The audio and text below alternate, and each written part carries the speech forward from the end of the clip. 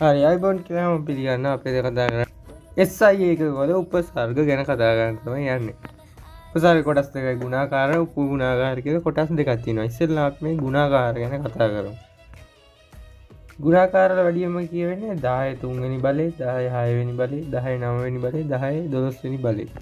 මේ තුන තමයි වැඩියෙන්ම යූස් වෙන්නේ මේ ගුණාකාර වල. මේ 10 3 වෙනි බලයේ ගුණාකාරයට කියන්නේ කිලෝ කියලා. ඔයගොල්ලෝ මේක දාලා තියෙනවා කිලෝ කියලා. මේක අපි සංකේත කරන්නේ සිම්පල් k අකුරින්. ඔයගොල්ලෝ දැකලා ඇති වීඩියෝ වල එහෙම තියෙනවා 1k කියලා තියෙනවා. ඒ කියන්නේ එක වැඩි කිරීම 10 3 වෙනි බලය. ඒ කියන්නේ එක වැඩි කිරීම 10 3 කියන්නේ 10යි. එකයි සිම්පල් k කියන්නේ 1000ක්. 10 3 වෙනි බලයේ උපසර්ගයට කියන්නේ කිලෝ කියලා. ඒක සිම්පල් k අකුරින්.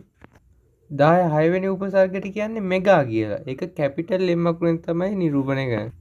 10 9 වෙනි උපසර්ග මීටරය කියන්නේ ගිගා කියලා. ඒක කැපිටල් g අකුරෙන් නිරූපණය කරනවා.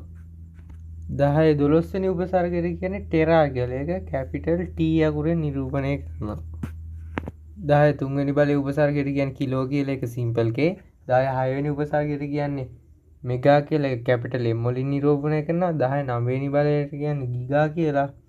ඒක කැපිටල් G අකුරෙන් නිරූපණය කරනවා. 10 12 වෙනි බලයට කියන්නේ ටෙරා කියලා. ඒක කැපිටල් T අකුරෙන් නිරූපණය කරනවා. මෙන්න මේ ගුණාකාර ටික පාඩම් කරගන්න ඕන.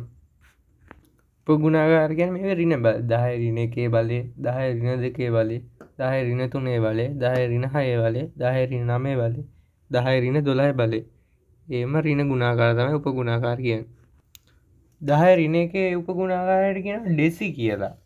ඒක සිම්පල් D අකුරෙන්. 10 ඍණ 2 ගුණාකාරයට කියනවා සෙන්ටි කියලා. ඒක සිම්පල් C අකුරෙන්. 10 ඍණ 3 ගුණාකාරයට කියනවා මිලි කියලා. ඒක සිම්පල් M අකුරෙන්. 10 ඍණ 6 ගුණාකාරයට කියනවා මයික්‍රෝ කියලා. ඒක මෙන්න මේ සංකේතයෙන්. 10 ඍණ 9ට නැනෝ කියලා කියනවා. ඒක සිම්පල් N අකුරෙන්. 10 ඍණ 12ට පිකෝ කියලා කියනවා. ඒක එන්න p අකුරෙන් සංකේතවත් කරනවා. අර උපසර්ග ලියද්දී අපිට විශේෂ නීති වගේකුත් තියෙනවා. මේ ටිකත් ඕගොල්ලෝ මෙහෙමින් සීරුවේ බලාගන්න.